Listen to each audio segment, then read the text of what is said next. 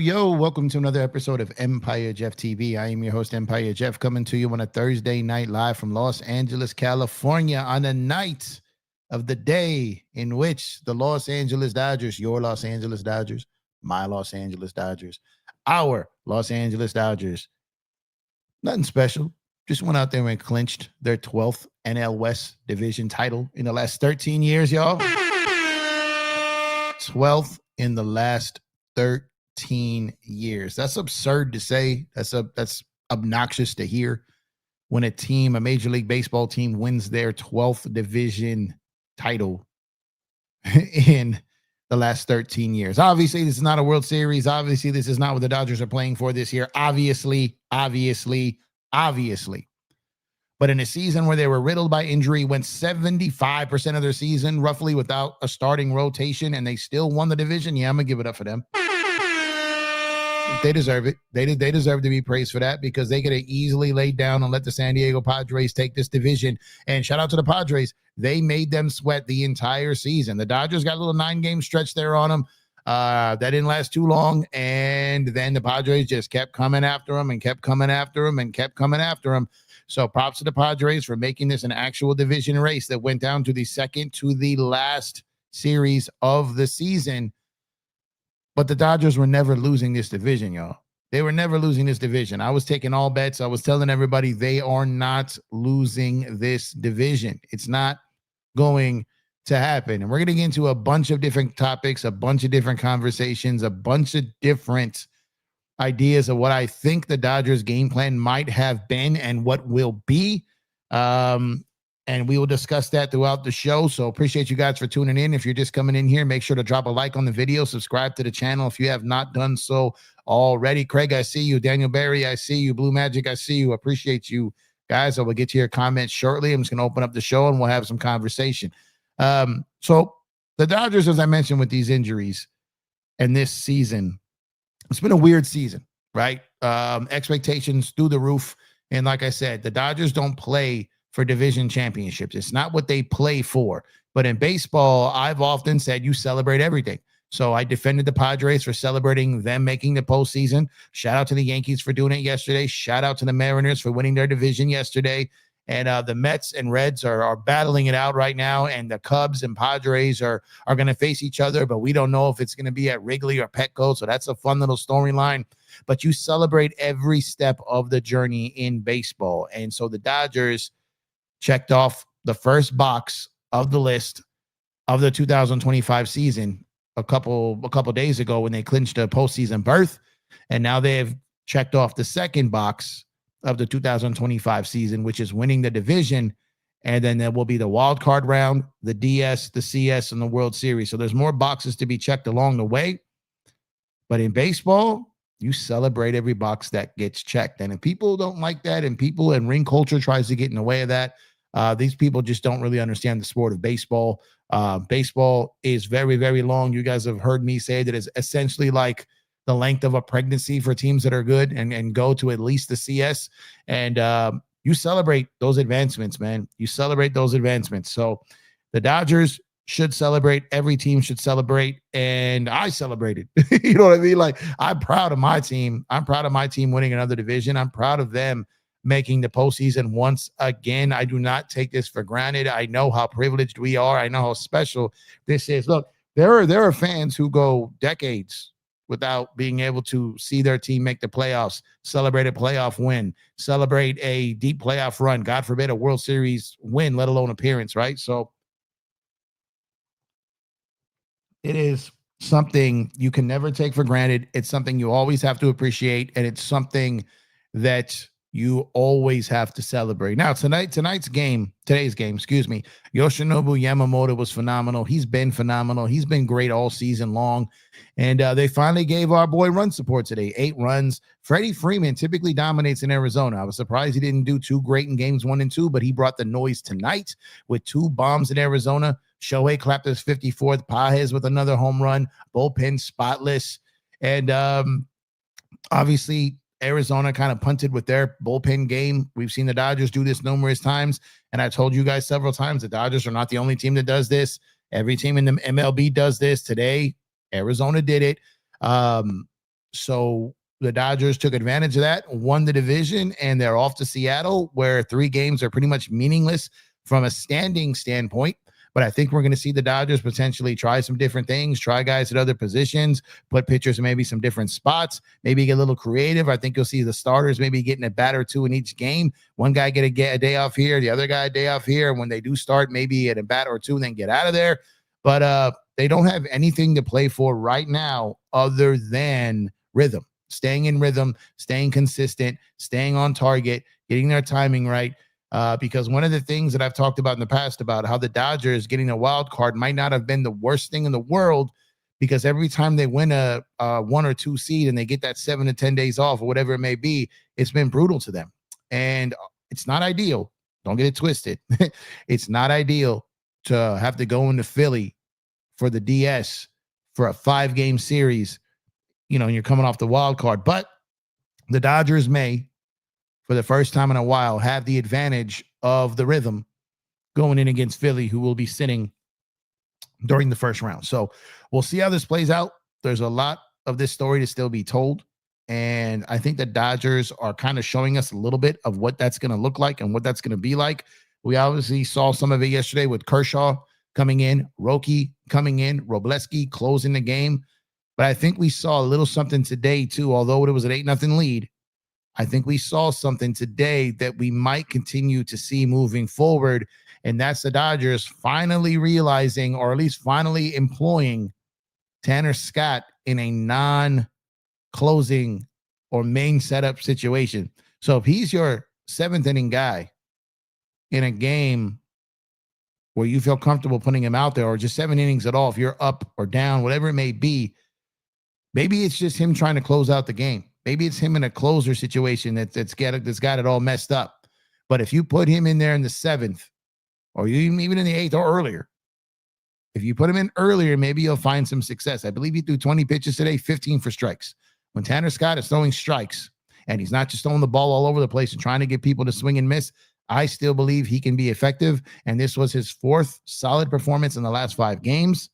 I know the fourth one was bad, but the fifth one, 1, 2, 3, we're fine. All right. So that's going to happen. Vesia had back-to-back bad outings.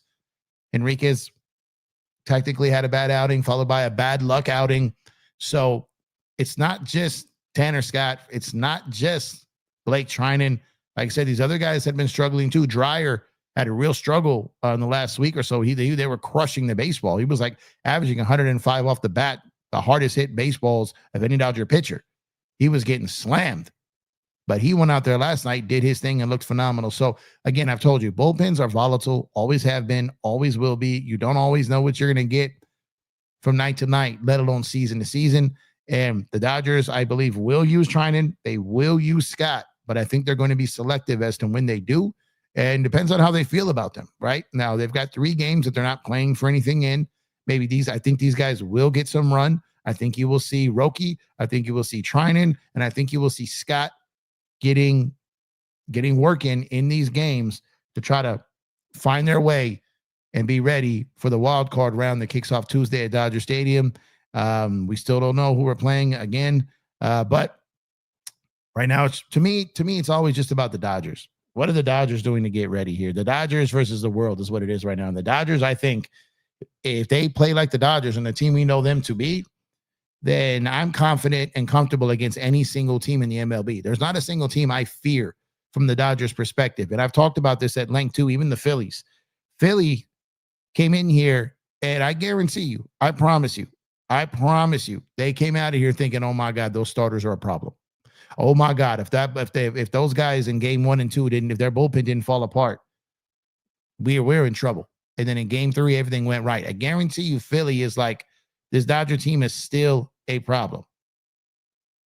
I really believe they feel the Dodger team is still a problem. I feel every team feels the Dodgers are still a problem. And I feel like the Dodgers know they're still a problem.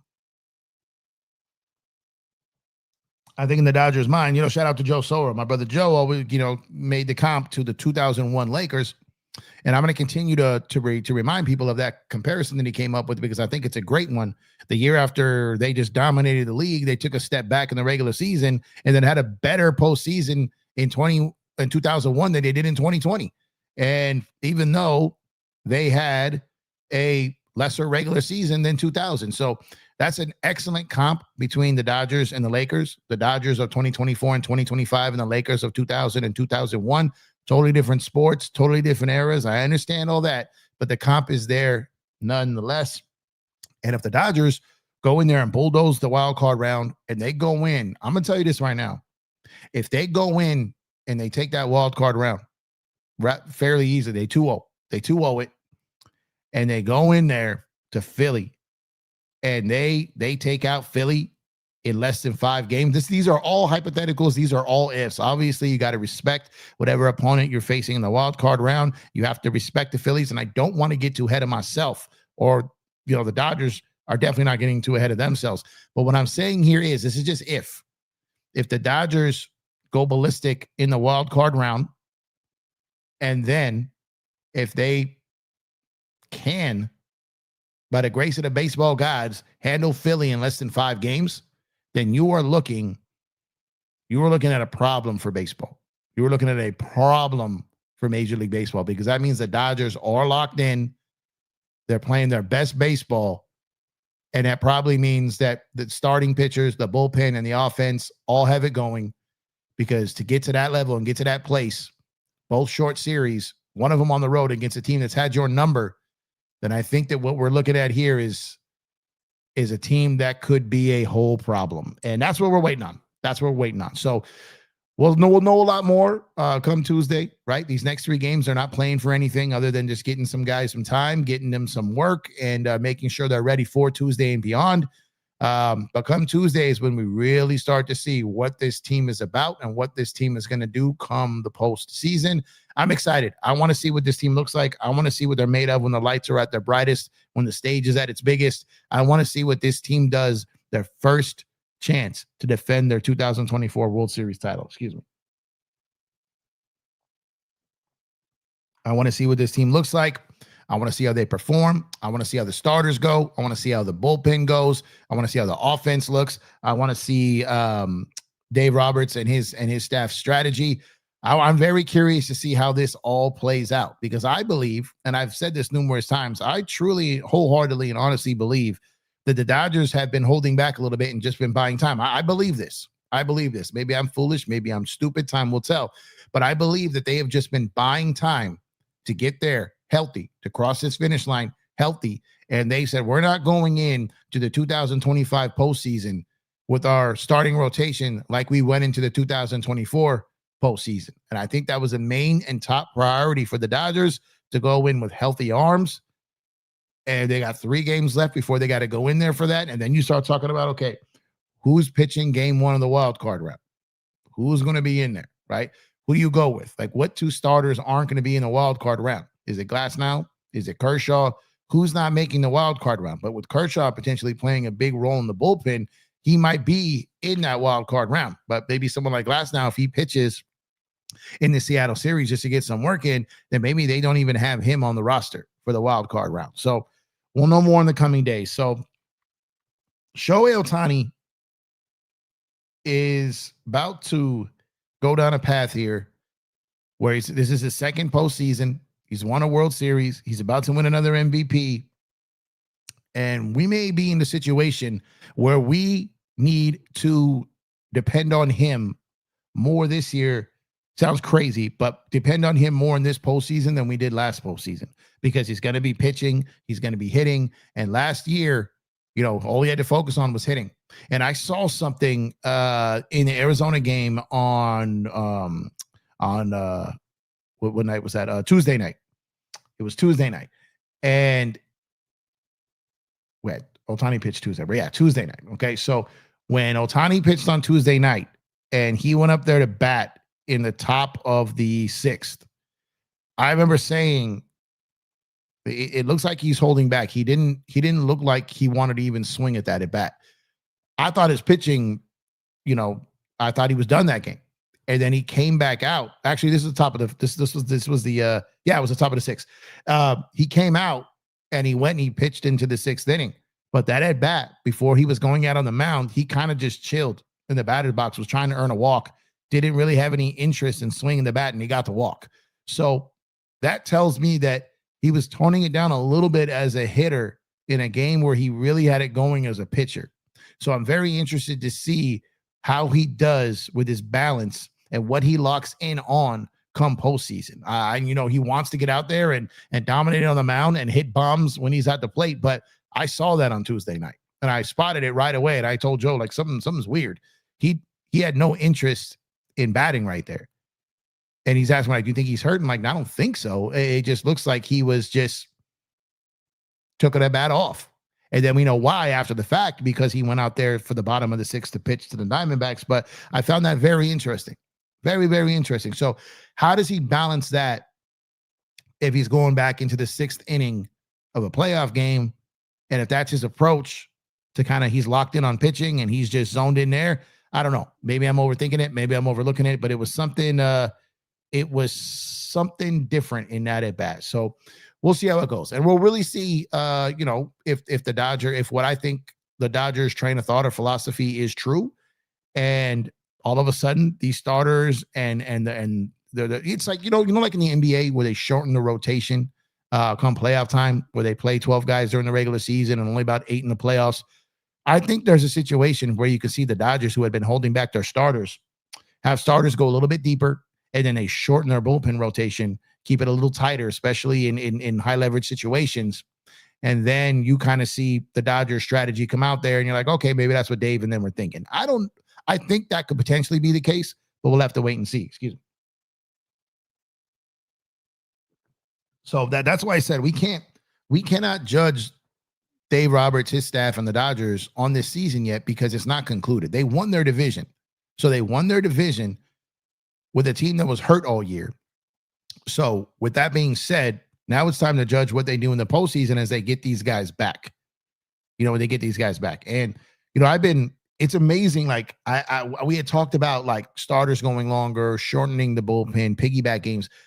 I was talking about piggyback like 2 years ago, and everyone told me I was crazy. Like there will never be piggyback games in the MLB. Now I'm seeing piggyback everywhere, right? Everyone's usually people catch on to ideologies late, right? But piggybacking for someone who watches the Dodgers minor league games like I do, I had been seeing the Dodgers minor league system go with piggyback games a lot. So I know that the Dodgers were working that into their system, right? To get that and potentially use it one day. And when I talked about it like last season, everybody called me crazy. Now everyone's messaging me or everyone's posting like, oh, they're finally maybe they need to do piggyback. They need to do piggyback. And they should have been doing piggyback since last year. To be honest with you guys, I felt they should have been piggybacking last year. So I love that piggybacking is kind of out there and known now. But everyone's late to the party. Like we've been talking about that for a while, and they haven't done it yet. So we're gonna have to wait and see. And hopefully we'll see it. I think we will see it. I think we should see it. I don't think we're going to see it every game. But I think there'll be situations. I think we may see a piggyback game as early as game 1 of the wild card round if Shohei's pitching. If Shohei's pitching game 1 of the wild card, I can see him going 5 or 6 and then Sheehan finishing the rest of the game and no bullpen is used. I could see a piggyback game in game 1 of the wild card game with Shohei and Sheehan. I could definitely see that, and I would love our chances in that situation. And if you can get out of game 1 and save your entire bullpen, and then potentially go for a win in game 2 with light use in the bullpen, and then days off between the two, and your game 1 starter only went maybe 4 or 5 innings, then I think you're in position here where you reset quite well for the next round. That's just my guess. I don't know what their brain trust is. I don't know what they're going to do. But if I had to guess, I would say that a Shohei Ohtani, Emmett Sheehan piggyback game in game 1 of the wild card round could be highly likely. And that's probably the one I would pick and the one I would like, because if you're able to get out of this series quick and you can use as little of the bullpen and starters as possible, then that helps you in the next round when you go into Philly in another short series where you may have to piggyback some games there. So very interested to see how the Dodgers approach this. Very interested to see who the game 1 starter is. They have talked about toying with Ohtani in relief. How does that work? How does that work with him hitting? Like, what do they do there? Do they let him finish off as a pitcher completely? Maybe they reverse it. Maybe they start with Sheehan and Sheehan goes a certain amount of rounds and then Shohei comes in. Maybe they want him being the reliever in that situation, but then not coming out of the game. So I don't know. There's multiple different ways they can do this. I would love to see an all-Japan game. I would love to see like Shohei and Roki in a game. I think Yamamoto is more poised to go deeper in the game than those two. So maybe not that, but it would be incredible if we saw Shohei go 5 or 6 and then Roki go 3 or 4. I mean, come on, man. that would be phenomenal. I would love to see, just imagine that, a game where potentially Ohtani homers in, potentially, right? Can hit a homer in, pitch in, and then Roki comes in, and then you're just looking like, wow, they just did an all Japanese like rotation that day, pen and make a star play in the batter's box. But I mean, I'll get greedy. I would love to see a game at some point. If it's one of those games, like it ended up game 5 in New York against the Yankees, where it's like an Ohtani start or it's a Yamamoto start. And then you see Roki and Shohei come out of the pen and just let all 3 go in a game. That would be crazy. That would be phenomenal. I don't know if that's ever going to happen, but I would love to see that. And I think those 3 are capable of pulling that off. But we will have to wait and see. But appreciate y'all for tuning in. Once again, I'm Empire Jeff. This is EmpireJeffTV. We're talking about the Dodgers clinching their 12th National League West Division title in the last 13 years. Those damn Giants in 2021 is the only one that got it from us in the last 13 years. However, they have made the postseason for 13 straight seasons. They deserve to be celebrated for that as well. And this Dodger team has clicked a little bit. Game 1, understand what happened there. But game 2, game 3, they're working through some things. And I'm going to tell you this, even back to the Philly series, when the Dodgers came back after losing to getting swept by Pittsburgh and losing 2 or 3 from Baltimore, I really do believe this, y'all, and I'm not lying. And like I said, if I'm wrong, I'm wrong. But I really do believe Then when the Dodgers left Baltimore, they landed back in LA, a different team. Okay, a different team. They went in there. They looked great against the Rockies. They went up to San Francisco and they took 2 or 3. They should have swept them if not for that lucky grand slam that they got in extras. And then they come home and they face Philly, right? They come home and they face Philly. And I talked about it earlier. I know Philly is worried about that Dodgers starting rotation. I know it for a fact. And they faced Philly, and I know they blew those 2 games, but it was different. It was different than the Baltimore games. It was different than the Pirate series. It was just, okay, something went wrong, but this is escapable. Like, you can avoid this. I'd much rather try to figure out how to solve a problem for 1 inning than how to try to solve a problem for 6 or 7 innings in a game multiple times. So I'd much rather have my starting rotation in order, have capable bullpen pieces that I've now added to that bullpen in Sheehan, Roki, Kershaw, and then being able to worry about lesser amount of time that you're going to use them versus having my rotation depleted like they went in last year. Like, if they were coming in this year with starter issues as far as health, and then our pen was pitching like this, then I'd be very, very worried. Very, very worried. But I'm not right now. I'm really not, because I think the starting rotation is going to be great. And I think you're going to see the offense approach be a lot more locked in, a lot more focused. And I think that they're going to have guys in the pen that's going to step up. I truly believe this. And I know that the last month has been horrible. They have the second to last bullpen war in the league for the last 30 days. That's horrible. Okay. I'm not dodging that. I'm not ignoring that.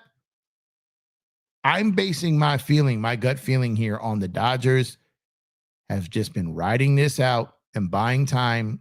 And if I'm right, this team then is capable of flipping a switch. If I'm right. If they're not, then I'm wrong. And it's as simple as that.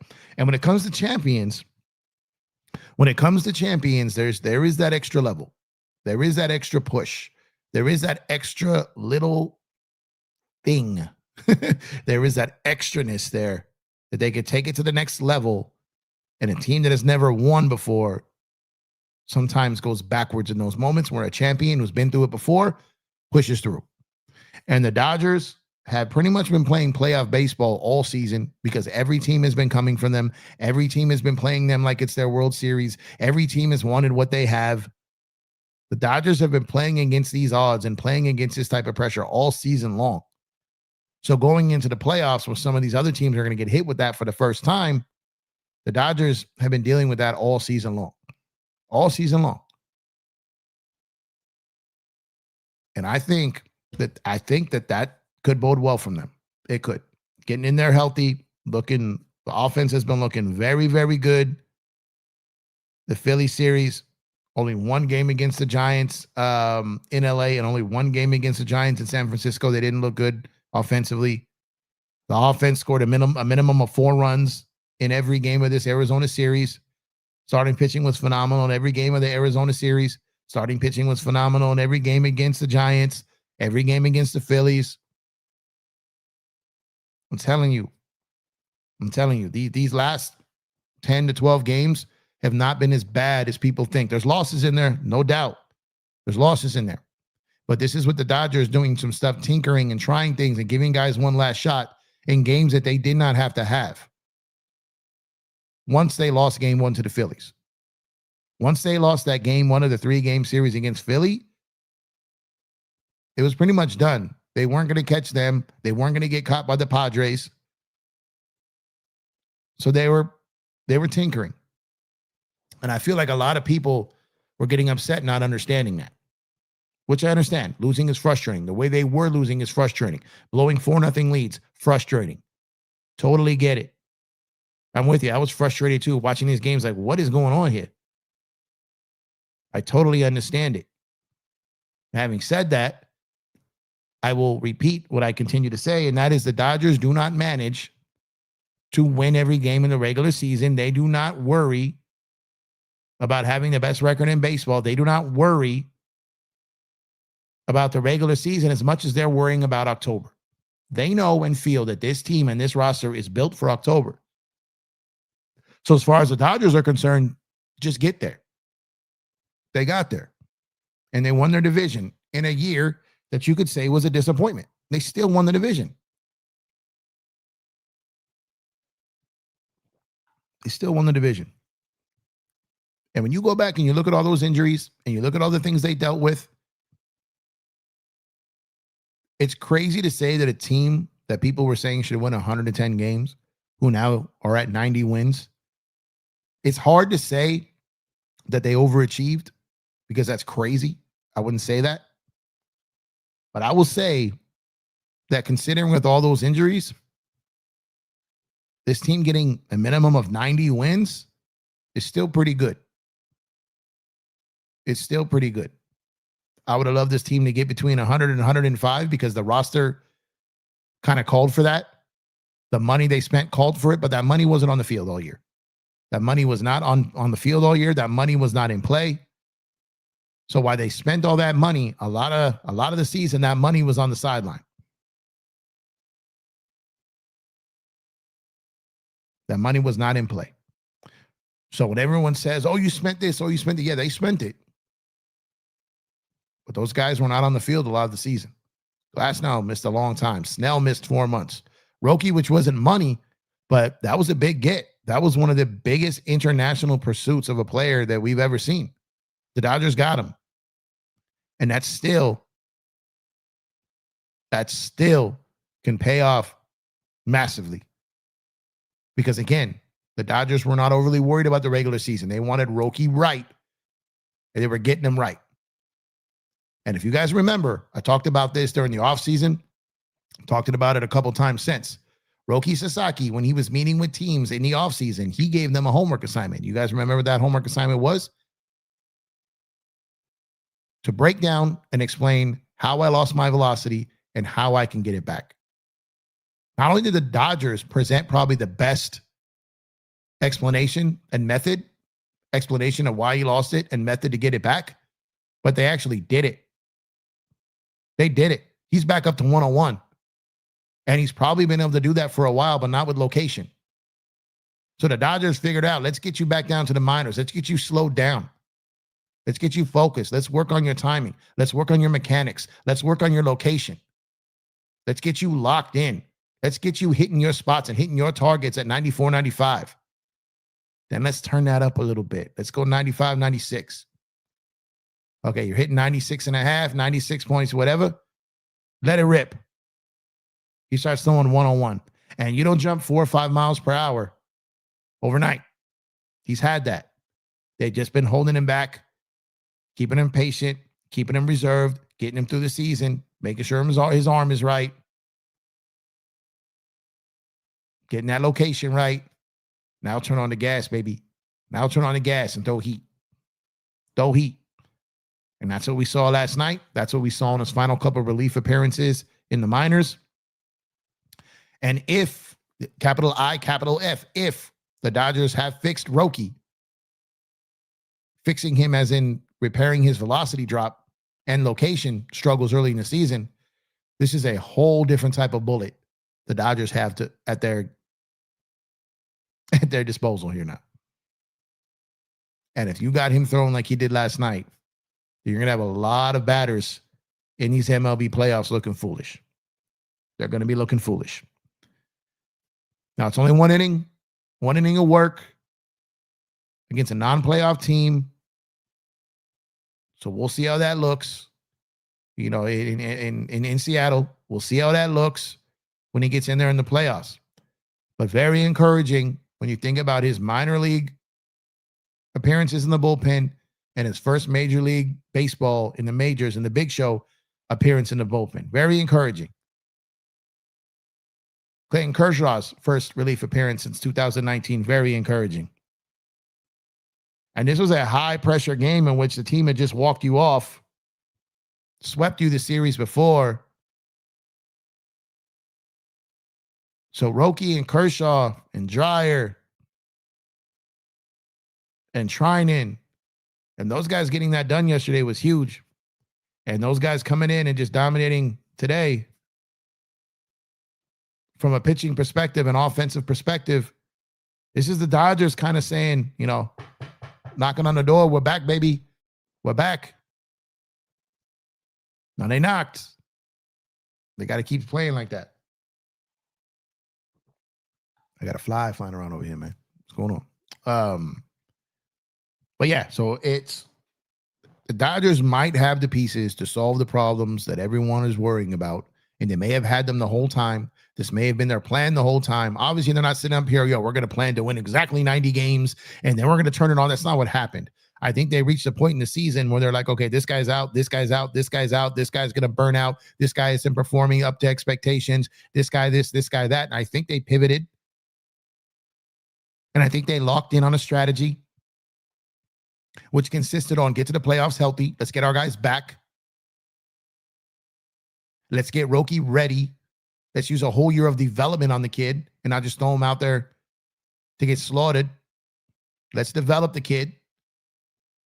Let's take our time to bring Shohei back so he's ready and look and hitting his peak heading into the playoffs, which he is. I don't think anyone expected Kershaw to have the season he did. He did. Had a phenomenal season. Yoshinobu Yamamoto pitched the whole season. Was phenomenal. If not for these guys' lack of run support for him, he's probably having a Cy Young Award campaign. So I do think at some point the Dodgers were like, okay, this isn't going to happen how we planned it. So let's change the plan. And they sit there, they took all the talk, they took all the beatings, they took all the crazy talk, they took all the bashing, never said a word. Now it's about what's that strategy look like? Can you deliver on it? Because we don't know. We don't know. Is Dave Roberts going to pull out some of that magic he pulled out last year? We don't know. We don't know. Is he going to shut up all these people who want him out of town again? I don't know. Or is he going to make them louder? I don't know. Nobody knows. The Dodgers don't even know how it's going to go. But I believe they're planning and I believe their strategy. I believe that's dialed in. I believe it has been. Now it's all about letting us see it. And we'll go from there. So once again, appreciate you guys. I'm Empire Jeff. This is Empire Jeff TV. Make sure to drop a like on the video if you have not done so already. Subscribe to the channel if you have not done so already. It would be greatly appreciated. Also, make sure to use our Fanatic link. We have partnered with the great people at Fanatic. So get your MLB, NBA, NFL gear, and more. Make sure to use our link and get special discounts, and your purchase also helps support the channel. We have partnered with the good people at Fanatic. So when you order through us, via them, they take care of the channel because we sent you their way. The order experience is the exact same. Nothing changes on your end. All there is, you just use our link. We get credit for the sale, and they help support the channel. You can also become a member to the channel. But at worst come to worst, just tap the like button, man. The least you could do is tap the like button. It's free. Appreciate you guys who have done so already. Make sure to subscribe to the channel if you have not done so already as well. But that Fanatic link, whether it's for your Dodgers, whether it's the Lakers, your NFL team, your soccer team, whoever it is, memorabilia, tons and tons and tons of sports gear, memorabilia, all kinds of things. Tap that Fanatic link. It helps support the channel. It would be greatly appreciated. Daniel Barry, Craig, what's going on? What's going on, Craig? Appreciate you as always, brother. Daniel Barry, what's going on, man? Happy Thursday to you. Go Dodgers. Was expecting you. Oh, appreciate it. You know, I did a show Monday or Tuesday. I think I did a show Monday, and I've been getting home later, so I couldn't do a show. So I've been doing the clips, I've been doing the shorts, but they won the division today, man. So I tried to make sure to pull up here tonight.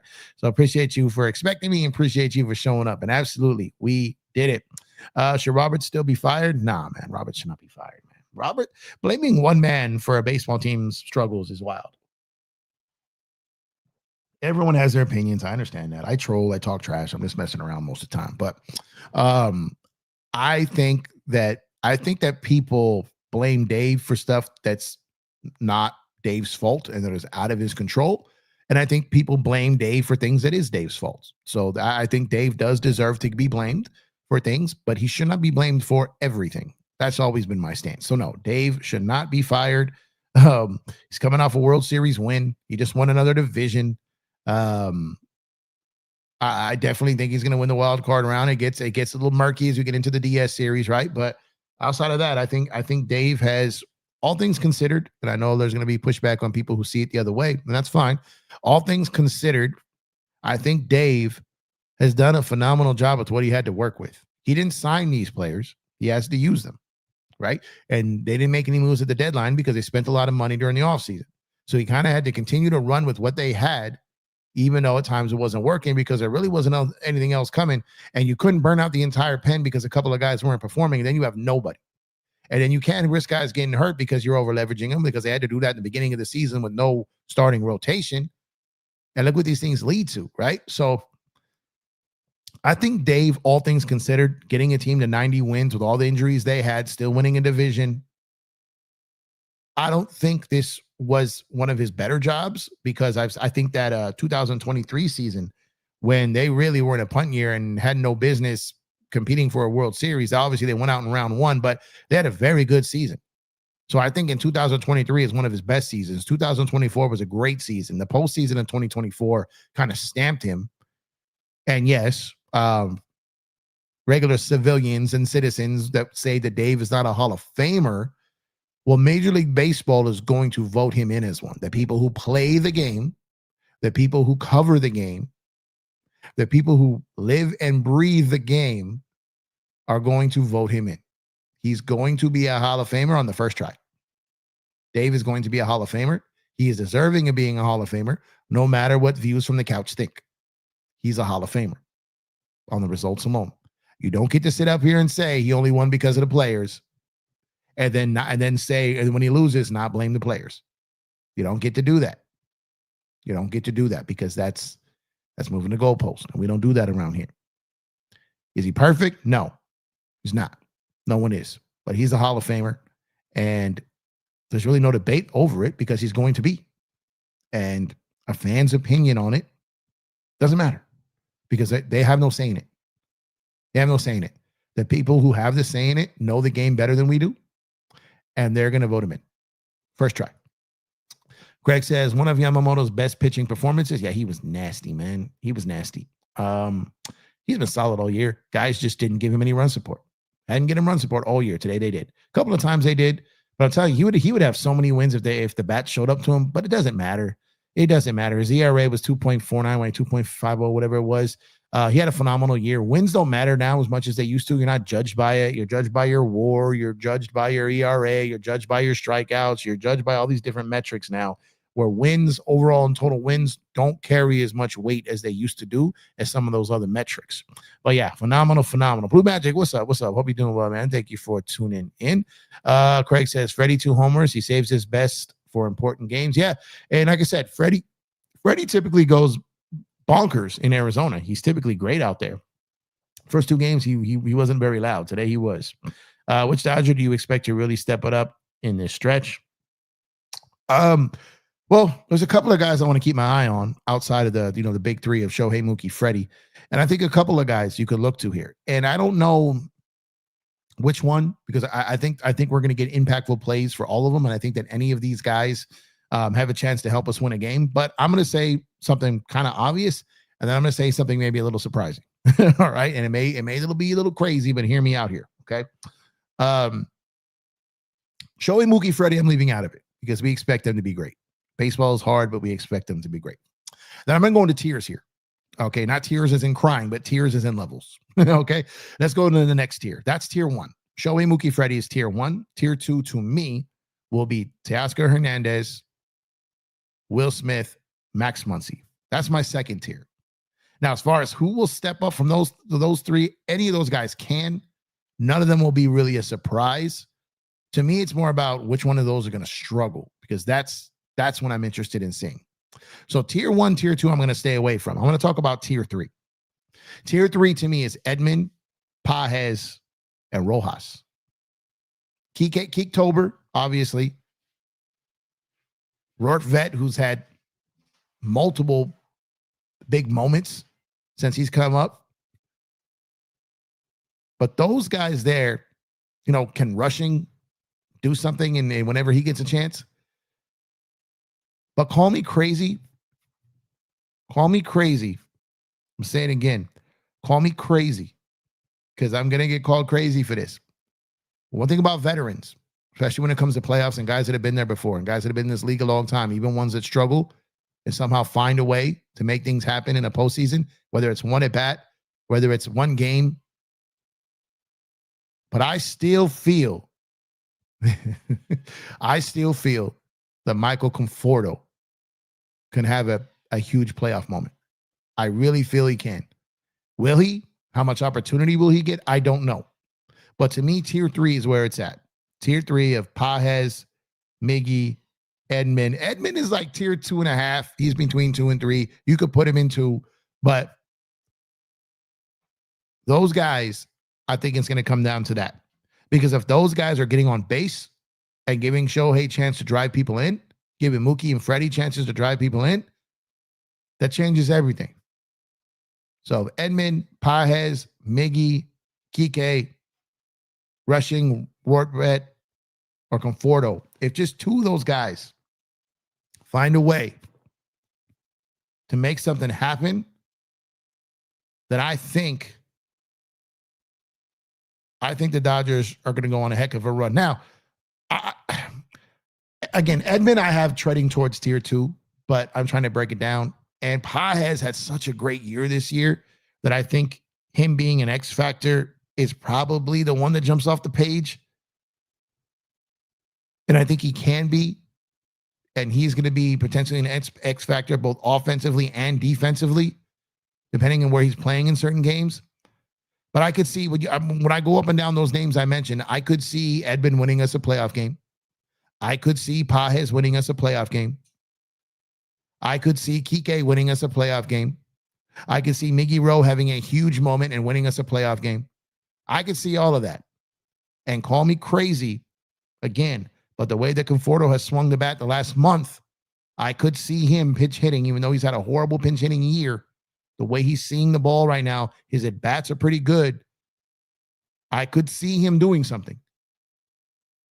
Now, would I bet my life on it? No. But I still think there's a chance. And that's just on the offensive side. Let's talk the pitching side. I think there's 2 incredible wild cards here, and that's Roki Sasaki and Tanner Scott. If Tanner Scott, and this is a big if because we've been saying it all season, if Tanner Scott can get a little bit of his moxie back and get up there and shut some people down in the playoffs, and Roki can come out and do what he did in Arizona, then we are there. That's an excellent chance that the Dodgers repeat. But those are the ones. I think the tier 3 guys are going to be the ones, and I think those are the ones we need to watch for. I think those are the ones we need to keep an eye on, and I think those are the ones that are going to give us the chances for the top of the lineup to turn over and do their thing. I'm going to say Glass now. Are you talking about the guy who's off the roster for the wild card or the guy who's going to step up? I don't know which one you said there, what you mentioned there. That was a while ago. Did you see Ohtani doing head first slides across Champaign? Yeah. He's such a kid, right? When you look at him, he's such a kid. And we're so lucky to have him, man. And I can't wait to see what Shohei does this postseason. But yeah, I saw that. I'm still on the Roberts train, but whatever. I'm nobody. So I don't know what you mean. What do you mean by that? On the Roberts train, like you want him gone or want him to stay? I don't know what you mean by that. And you're not a nobody. Nobody's a nobody, man. Piggyback starters. Penn cannot be trusted at 1-run gates. High leverage. Piggyback is important. I think it should be used. I've been talking about that for a while. I wish they would have used it earlier, but I think that I don't know how scalable that is to do it in every playoff game. I don't think that's possible. So the pen is going to have to be counted on and trusted for sure. Johnny boy, what's going on, Johnny? Let's go Big Blue. Absolutely.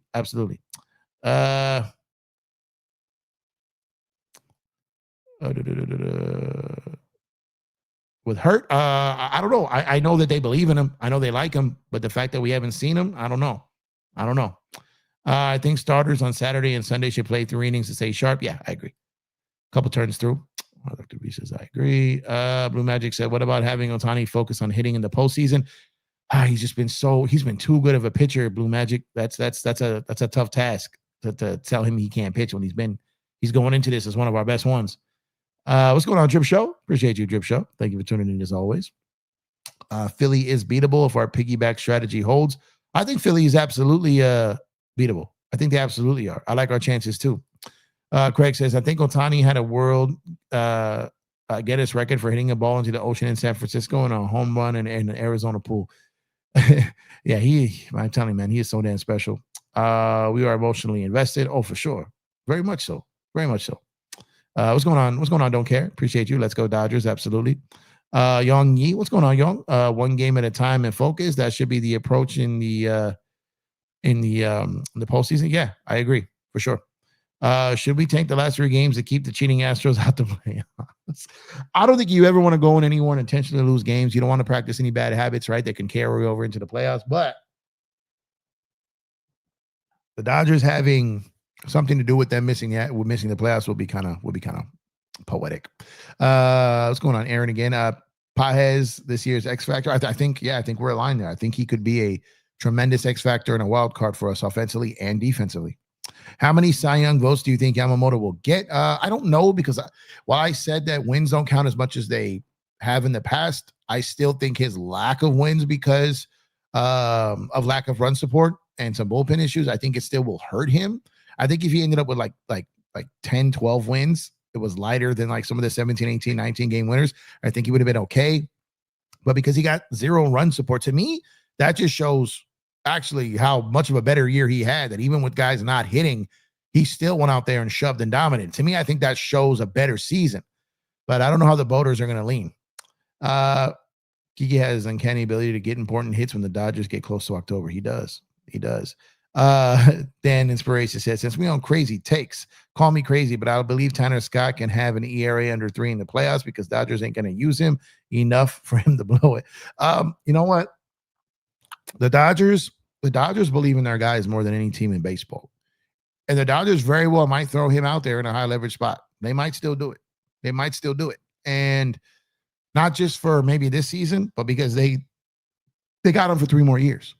And I think they still believe in him. I think they're just trying to help him get through his funk. And if he finds himself, and this changes the team crazy, but I agree. Keep Scott in the 7th like today. He can do great there like last year. Yeah, like I said, I don't believe he should be the closer. Like him as a setup man. Like look what San Diego did with Mason Miller. For those who haven't been watching Mason Miller, you know this man has given up 1 hit in September. 1 hit, no runs, 20 strikeouts in 10 innings.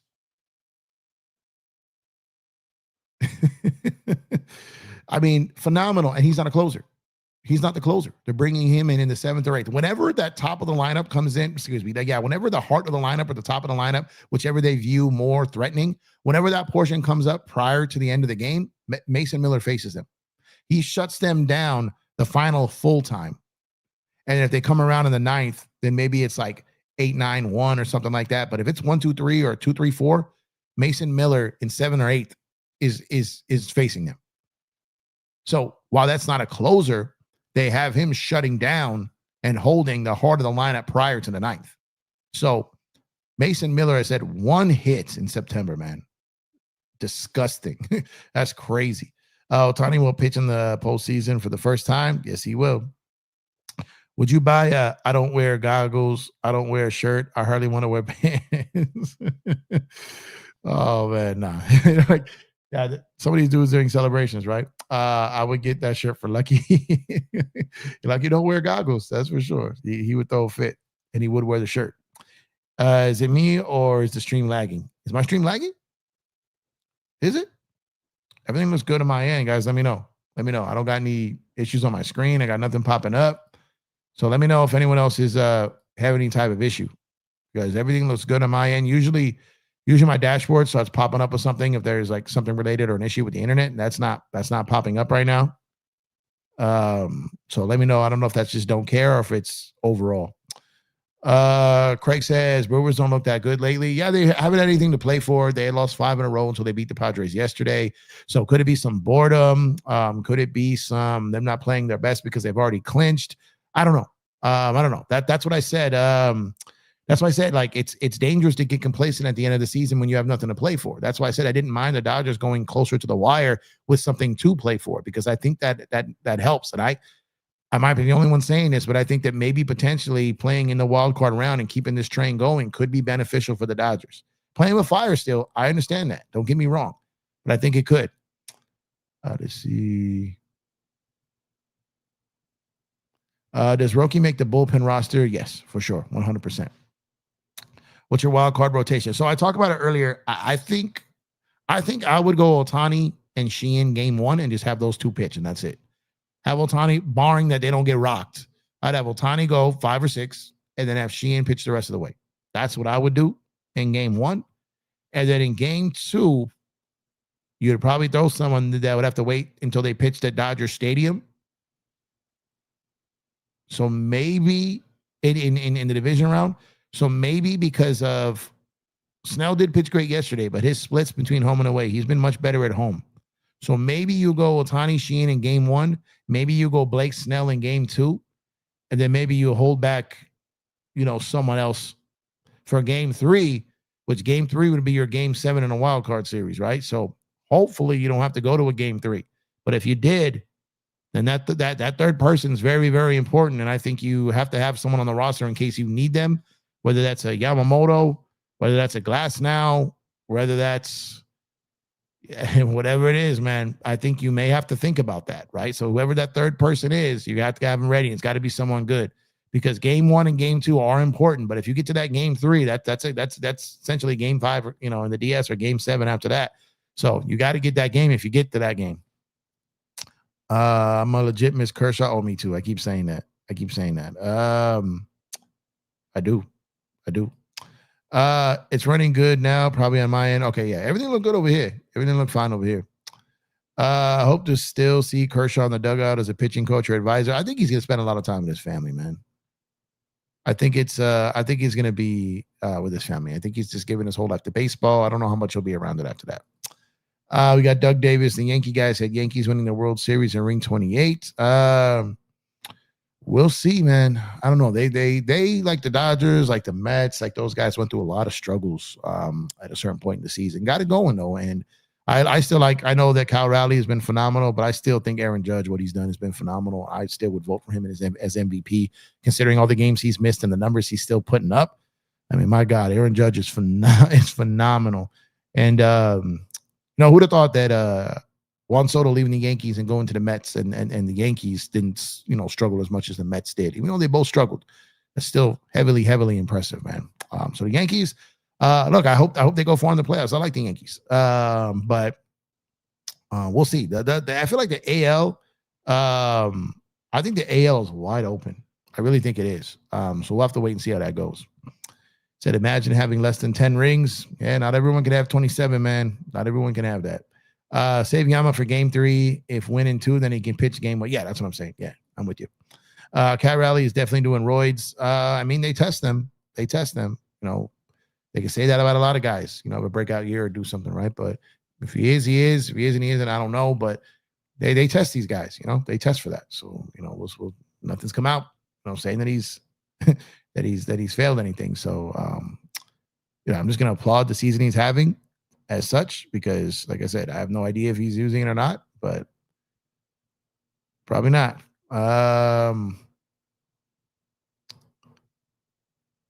A-Rod is better than Ohtani. Okay, no. God, no. I don't even think A-Rod believes that. I don't even think A-Rod believes that. I like A-Rod, but no one's better than Ohtani. No one that can go out there and pitch like he can pitch and hit like he can hit. No one's better than Ohtani. No one. Ohtani's the greatest player that ever played. Ain't no one better than him. No one. But I'm curious to see what the Dodgers do. I'm curious to see what the Dodgers do in the next 3 games. How they use guys, what their strategy is, how they go about playing guys. I'm curious. Drip Show said, wish for you 100 years of success, but it's our time. Yeah, exactly. The Yankees history is phenomenal. Absolutely phenomenal. Like I said, 27 championships. But they've been to one World Series in 15 years.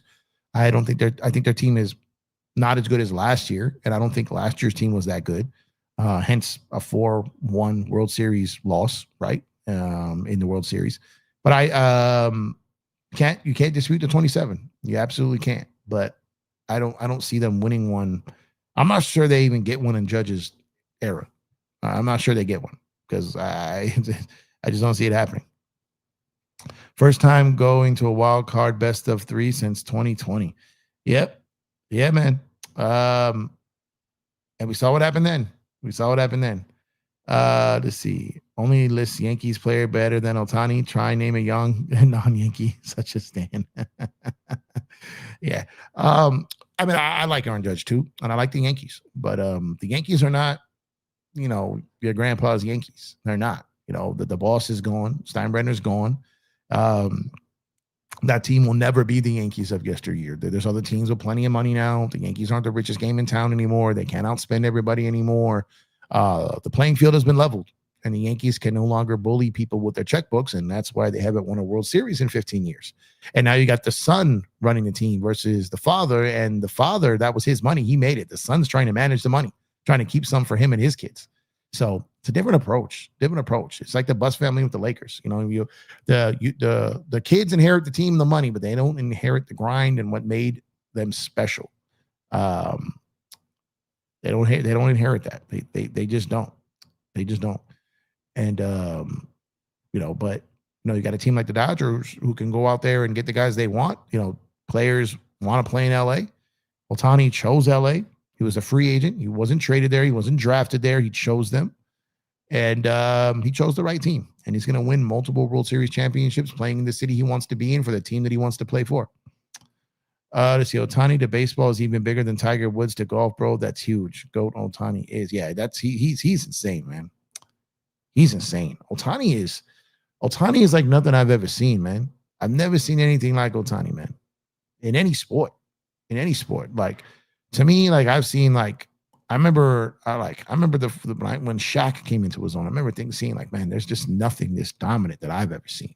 I didn't see Wilt. I didn't see Kareem in his prime. Like, but when I first saw Shaq, man, I was like, good Lord. And then when he came to the Lakers in '96, I was like, good God, man, this guy's a monster. Then obviously LeBron, and when he stepped onto the scene and what he developed into, Jordan, Kobe, and stuff like that. But Ohtani is just something so different because it's in the hardest sport, and he pitches well. He's not just a guy who hits 30 home runs and can pitch.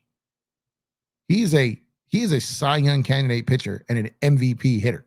It's crazy. It's crazy. It's nuts, man. Big Baby, what's going on, man? Congratulations to your team. I appreciate it, man. Yeah, the Dodgers had a fantastic finish today, clinched the division, and got it going now, man.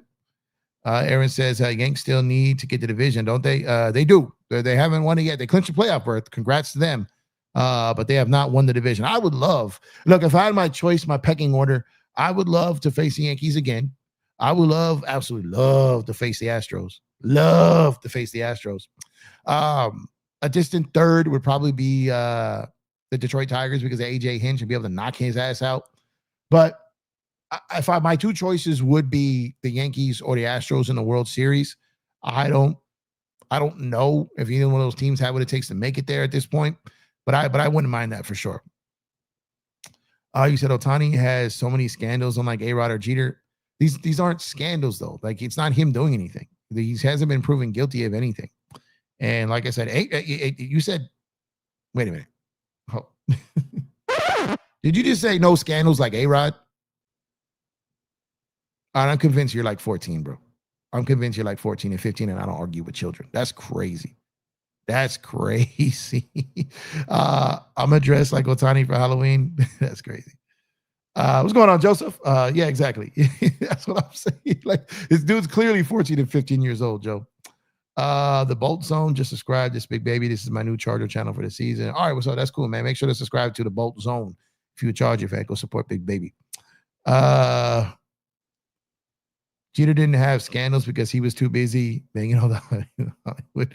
He said, "Yeah, Jeter early on was causing some issues with his late nights, right? But then he settled that down quick. He was young. He was but when it was time for business, he went and he handled it. He handled it. He said, I'm doing LFB right now. Make sure to go support Lakers Fast Break, guys. Go pull up over there. A-Rod's fake tan is scandalous. Like the spray paint tan, like the fake tan. Oh, that's hilarious. That's crazy. Back to back against the Yankees would be baseball immortality type stuff. That would be great. That the league would love it, right? Major League Baseball would absolutely love the Dodgers and Yankees facing off one more time. One thing I have to admit, Jeter benefited Ohtani by dating the best baddies. He did have some baddies, man. A fraud. He said a fraud. Look, I liked all these players, man. Like Jeter's my favorite player ever. Like Jeter was my favorite player ever. And because of that, I watched a ton of Yankee games, right? And the Dodgers weren't good enough to make it to the World Series in his run. So I was rooting for the Yankees because I was rooting for my favorite player. But the Dodgers are my favorite team.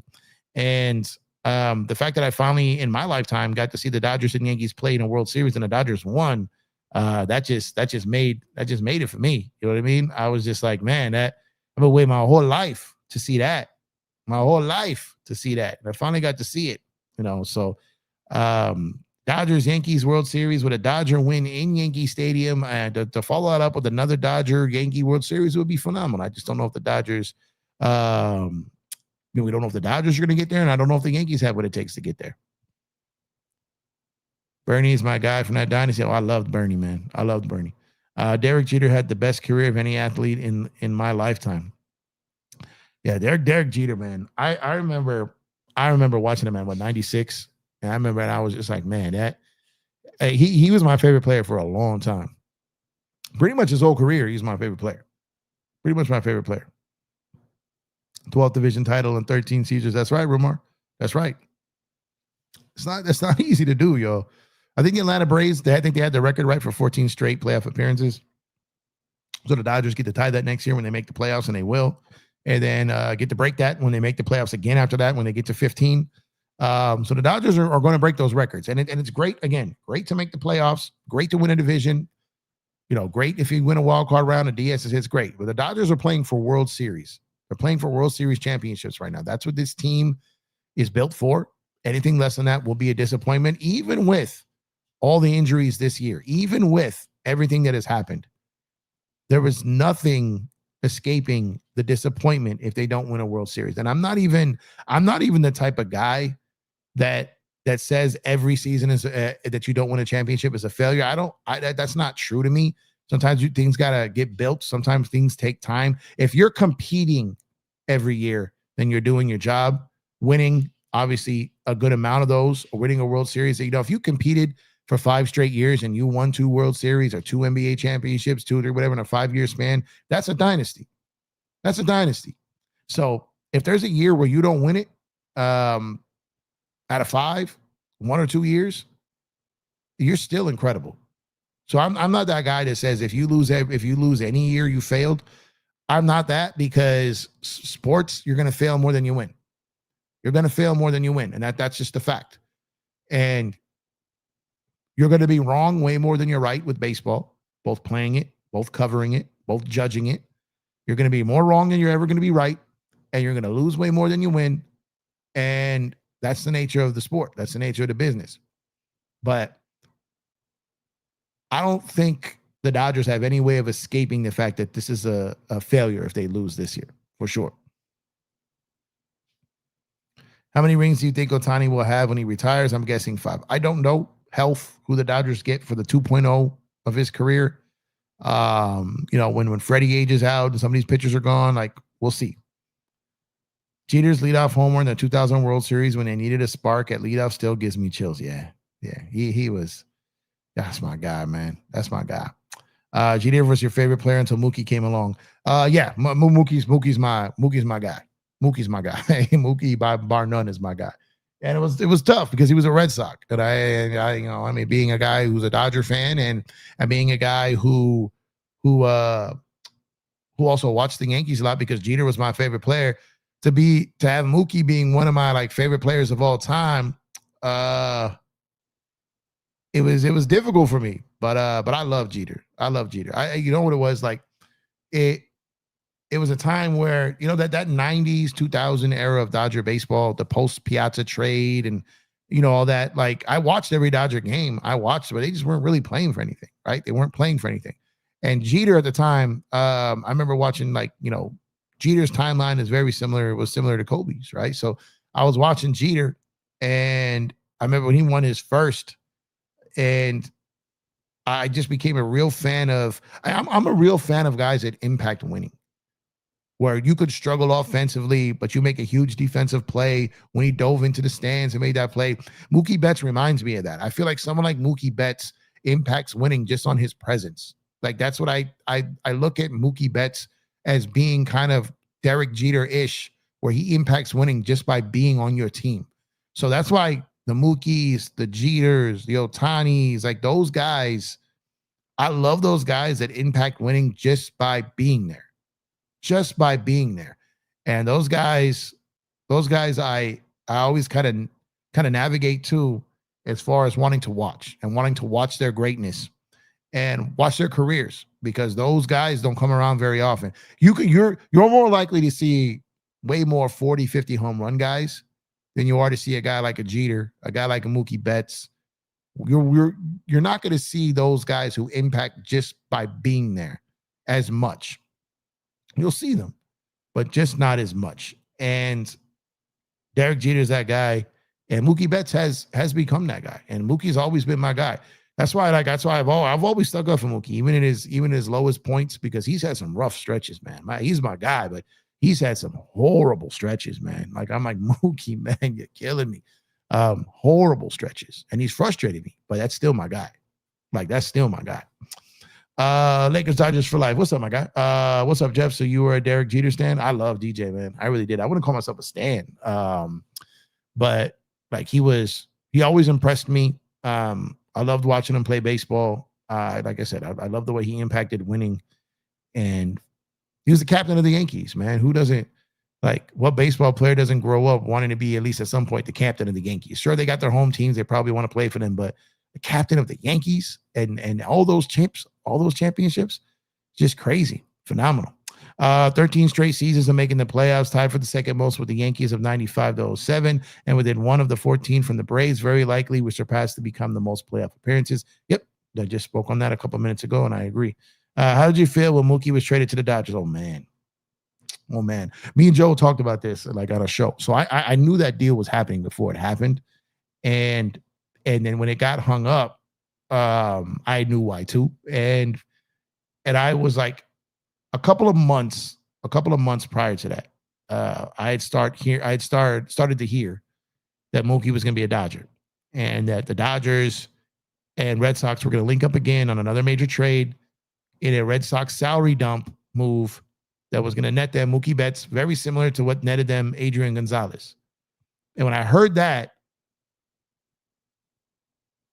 I was like, man, because I literally just had like a conversation with my mother, with my mom and my pops a couple of days prior to me first hearing about it. And I specifically said that if you want to win multiple World Series, or you want to win a World Series, your best player can't be Cody Bellinger.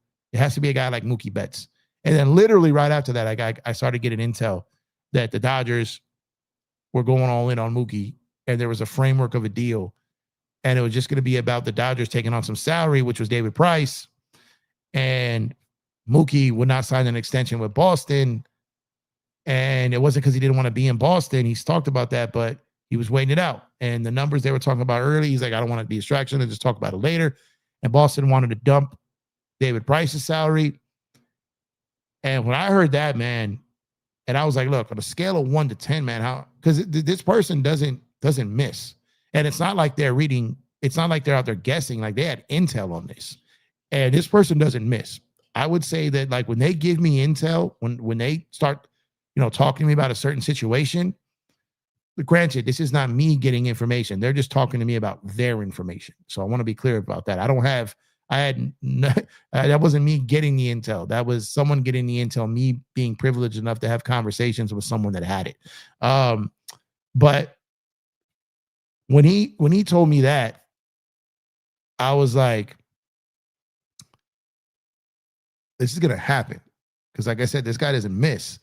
And if he's telling me it's because he's probably triple checked this and he's fairly concerned this is all but a done deal. They're just dotting some I's and crossing some T's and it's going to happen. And then it came out and then I hit him up like, yo, this happened. He goes, hold on. And he goes, there's a little bit of a snag over a pitcher in the deal that Boston thought was a starter.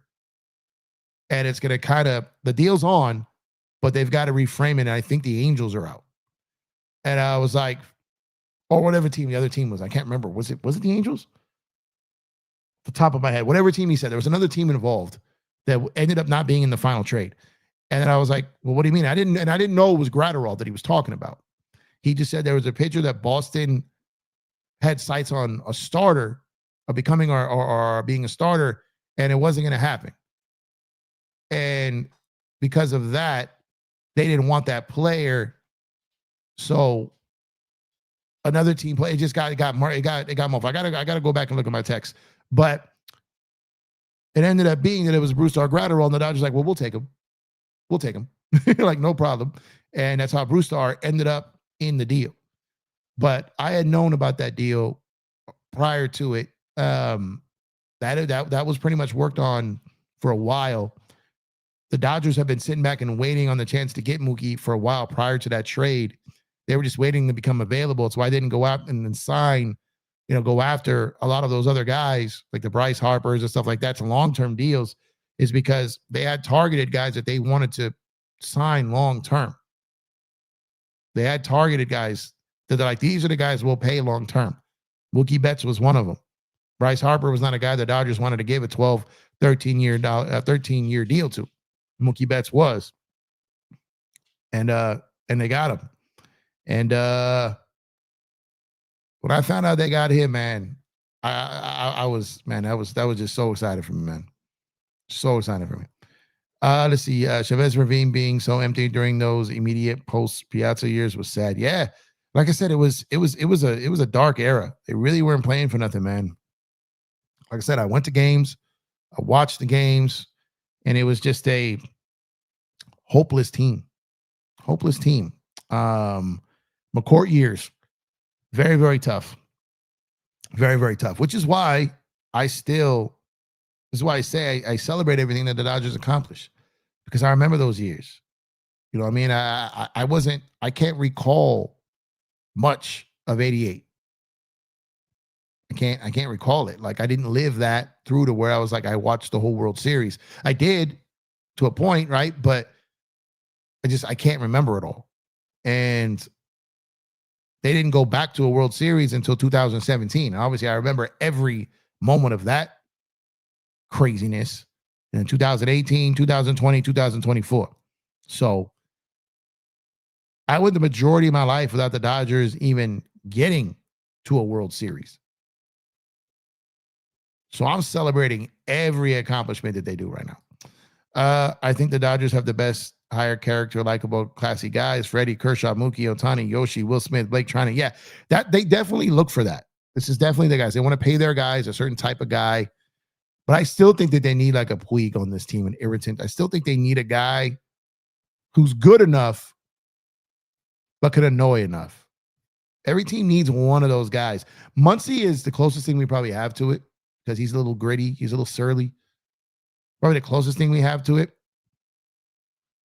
But we need one of those wild guys out there. We don't really have one of those.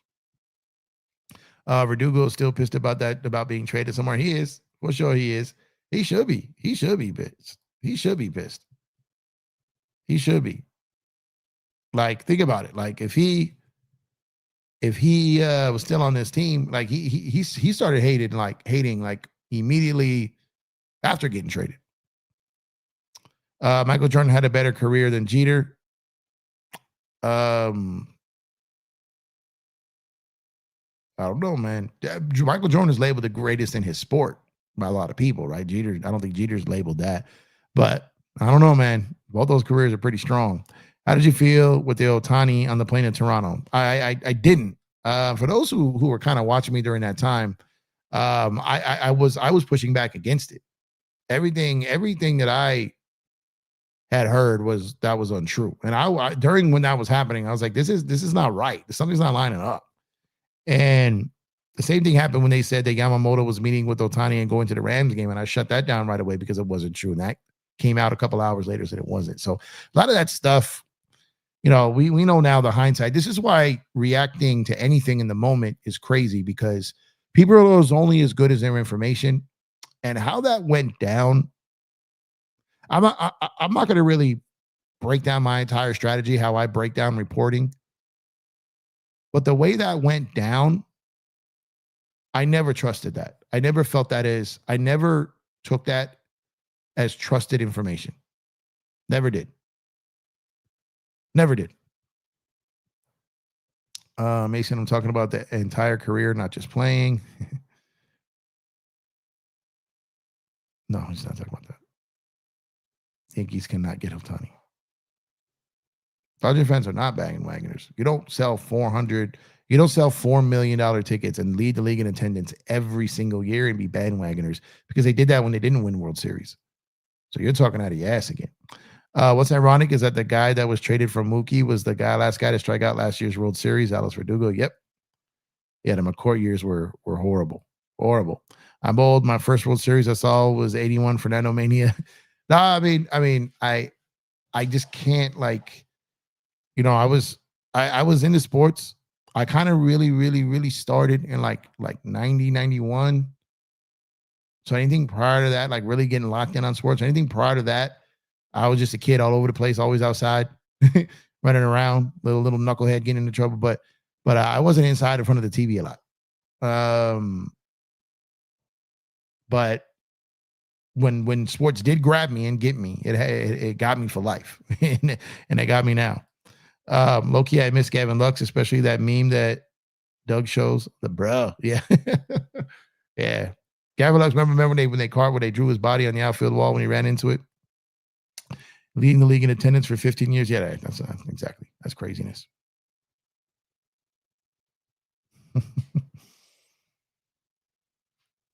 Yep, that's what I'm saying. Like the Dodger fans show up. They always have. I know. Look, he's like fell asleep like right here under the desk. So like my wife walked in, he's like on his back, like laid up, comfortable as all hell. But yeah, the Dodger fans are not bandwagoners. That's crazy. The Dodgers have. I know the knuckleheads get the publicity, and every fan base has those. Every fan base has those. The Dodgers have great fans, man. There's so many great Dodger fans, so many great, and every fan base has the ones that embarrass you. We've got someone here embarrassing the Yankees tonight, but everyone has those. First team to 4 mil. I think it's only 10. It's only happened 10 times, right, in history. And the Dodgers did it. 4 million, man. That is crazy. With all the stuff they went through this year, with all the craziness in the city and injuries and everything going on, crazy. Jeter's smarter than Jordan. He didn't decide to leave baseball to play basketball in his golden years. That was a different situation. That wasn't all Jordan's decision. I'll tell you that. That wasn't all Jordan's decision. There was Mike had more scandal than people want to admit. You know what I mean? Jeter was just a playboy. Jeter's smarter than Jordan. Yeah, okay, just read that. Why did that pop away and come back? That's weird. But yeah, I get what you mean. Jeter dating Jessica Alba in her prime to me is to go, yeah, for real. Yeah, she is a legend in her own right. Good Lord. Legend in her own right. For sure. But yeah, guys. I'm excited to get to Tuesday, man. I would love to go to that game. I don't know what time the game is going to be at, but I would love to go to it, barring that it's at a time where my schedule will allow me to. But I'll have to check and see on that. But I'm excited for Tuesday. Excited for today, them clinching the division. Exciting for them to go, into the postseason. There goes Lucky. He's going to shake. Oh, no, he's not. He's looking at the light like, what is that? Y'all see him? Y'all see him back there? He's like, what's this light thing? Hey, don't shock yourself. He's like, what the hell is this thing? He's like, all right, I'm out. Wait, no, he's going back. He's going back. He's going back. Okay, now he's looking. Hey. It's just a light, bro. He's like, what the F is that effing thing? Get away from that. He's like, all right, bye. Oh, man, this boy. Our boys can do it. Yeah, they can definitely do it. They can do it. Yeah, he back. He decided to go for a little stroll. He saw that light back there. He's like, what the hell is this thing? What the hell? Let's see. Jeff, you ready for the Lakers? I am. I'm excited to cover them again. I felt like it was like going to the dentist the last couple of years covering them. And I'm excited. I'm excited to make my like permanent return to basketball. I'm excited in that. I'm excited. As the season gets closer, people keep hitting me up. I've been locked in on the Dodgers, and like I said, work. But yeah, I've got some things cooking up for basketball. I've got a new format. I've got a new segment. I've got some new stuff I'm working on. I've got something that kind of replaces something I was part of before that I think you guys are gonna like. And this time, on my channel. And I think there's gonna be a lot of fun and good entertainment in the basketball season on the channel coming up. I'm not gonna put it out there yet what it is. Just tease it a little bit. But I can't wait. Can't wait for the NBA. It was a rough season for me for the NBA last year. I couldn't get into it from the beginning. I don't know what it was. I don't know what it was. I just couldn't get into it. Just the NBA wasn't fun for me last year, and it wasn't even just the Lakers. Just other games. It just I don't know. But I'm locked in. Renewed my league pass, so I'll be on playback. I'll be doing it this year. I'll be doing it this year. And I can't wait. Let's see. Like he says, it's a UFO. Yeah, he hasn't done that. I put this light on every time I stream. I've never seen him go up to it. I want the Mets in the wild card. That'd be cool. That'd be a fun rematch. That's what I'm waiting on too. Training camp with my Lakers. I'll be covering training camp. So I'll be covering media day. So I'll be doing. That's probably going to be my first day back. It's media day, so Monday. This coming Monday is probably going to be my first day back in NBA.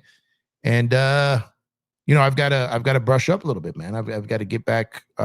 Got to study some of the storylines, some things. I was typically a guy who had my ear in these NBA streets, man. I got to reach out to my peoples. I got to reach out to my contacts. I haven't been bugging them as much about the NBA intel. I've been buried in baseball, man. So I gotta get those conversations going, get those line of communications back up. Send them some gift packages. Get back in the good graces for kind of ghosting. And get back in the swing and in the loop of things, man. And I've got a lot to talk about that Kawhi and the Clipper situation because I've been holding a lot back. Now that a lot of that is out there, and I've talked to a couple of people. I've talked to Joe a couple of times about this. I've talked to I've hinted at a lot of this stuff on my show, and this situation is worse than people think. It's worse. There's some stuff that'll never come out. But this situation is way worse than people think. And if the league wanted to slam the door on the Clippers, they could with what is really going on. It's this is going to be crazy. But yeah, so the NBA, I'll be coming back with it. Like I said, I just kind of got turned out a little bit. Just turned off last year. I've never gone a season not caring about the NBA in my life. And last year was the first time where I was like, whatever. If I missed a game, whatever. Like I recorded them, I'd check them, but like as far as the Lakers are concerned, but I would watch, I would have, multiple screens on, watching multiple games, be fully invested, locked in. And I lost complete interest in the NBA last year. I just could not get into it. And I'm feeling a little bit life. I think I had some NBA fatigue, and I'm feeling the life come back. And I'm excited to get back and cover it, and see what this Laker team does and becomes, and the storylines that are in it. But I'm definitely excited to get back to it. Yeah, for sure. Go says Dodgers are about to go off on all teams in the playoffs. Watch. I got the vibe and see the confidence in them. Plus, I know they have a plan for the playoffs. Go Dodgers. I hope so. I mean, that's my theory. That's my hope. Obviously, I can't tell the future. My hope is that the Dodger players, pitchers, coaching staff, if my theory is correct, capital I, capital F, it's a big if. If my theory is correct, then what they've been waiting for is here. It's here. And I think we start to see a little bit of it. And these next 3 games are going to be really hard to judge because they're not necessarily going out there trying to win all 3. They're going out there to make sure their guys get a little bit of run, get out of there healthy, stay in sync, stay in rhythm, stay, like I said, most importantly, get out of there healthy. And it starts on Tuesday. And if the Dodgers go on to repeat as World Series champions, nobody is going to care about the season riddled with injuries, starting rotation being just depleted the first 70% of the season, the bullpen falling apart the final 2 months of the season, questioning decisions, no one's going to remember any of that because it's not going to matter because they got it done. And that's all that matters.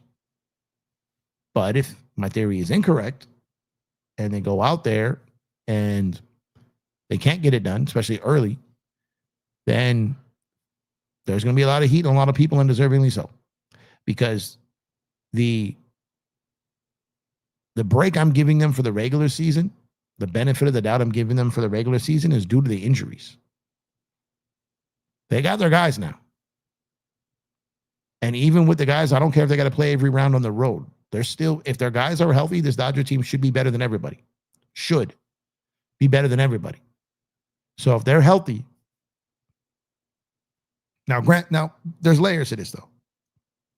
If the starting pitching that we're counting on so heavily goes out there and just completely wets the bed, then that's on them. That's on them. If the hitters don't hit, that's on them. It's collective. No one man bats 27 times and no man pitches 9 innings, 27 outs. So collectively, Dave's got a lot of pressure on him. He will be judged for this, for sure. Andrew Friedman's got pressure on him while he can't make any changes now and he's not on the field. But this roster that he built has his fingerprints all over it. The approach to the way the Dodgers go about the game and manage the game and their strategy and their approach to everything. Their fingerprints are all over it. It's collective. They win collectively and they lose collectively. I hold the players in one bracket and I hold the Dodger organization in another because the way that the Dodgers operate is not singular to one person.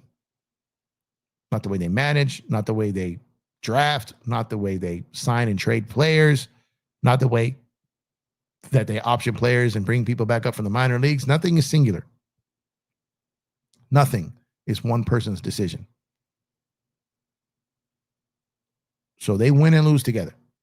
But if their guys are healthy and they get bounced early, then they got the heat that's coming to them. From me too. From me too. I'm a benefit of the doubt guy. I'm a voice of reason, and I see it through. But if they go out in the wild card or the division round, failure. Failure. Because you got your guys now. And yes, not having them led to a lower seed. Yes. But if healthy and intact, road or no road, this team is better than everyone in baseball and should win.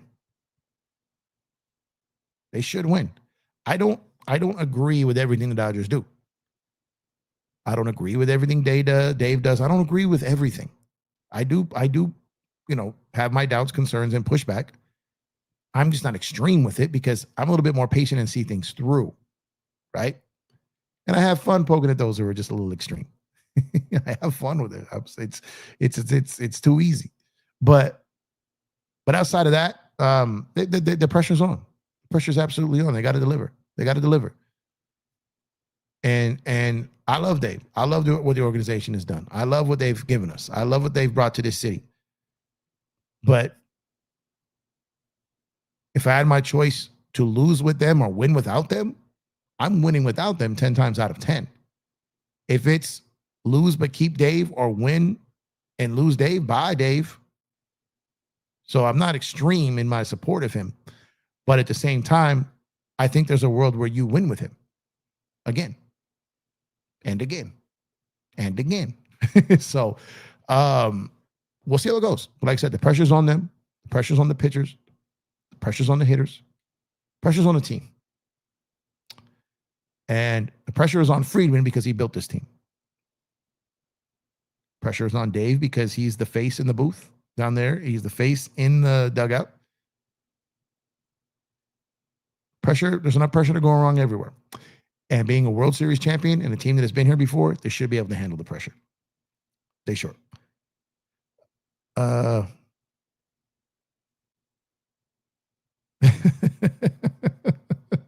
I didn't see that, but that just sounds crazy.